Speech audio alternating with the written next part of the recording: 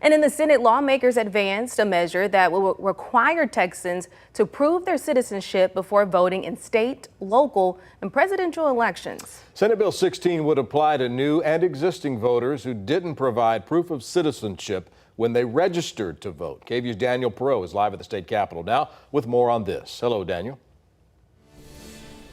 Brian and Darrenisha, supporters say that Senate Bill 16 is a sensible step to take to secure elections, but critics say it's not necessary because there are so few cases, if any, of non-citizens voting in elections.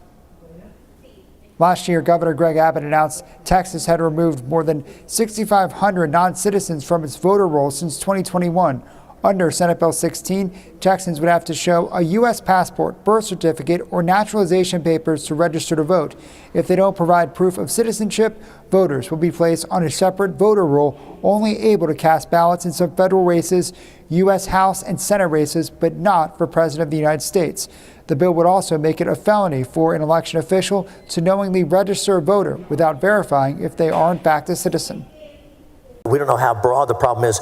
And part of the reason for this bill is so we'll have some idea of how many folks are registered to vote or seeking to register to vote, but don't have proof of U.S. citizenship. And I know we agree that's important. Absolutely. To vote.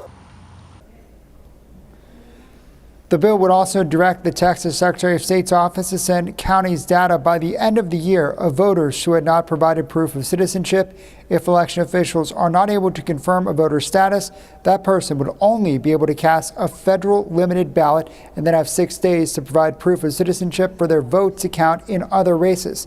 Democrats say this would disenfranchise voters. In this day and age, isn't it likely that people are going to miss this notice and not even reply, even though they are citizens?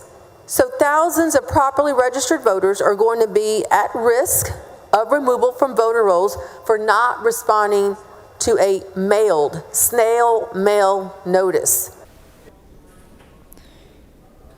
This bill is modeled after Arizona's system of split voter rolls, which has prompted lengthy, ongoing legal challenges.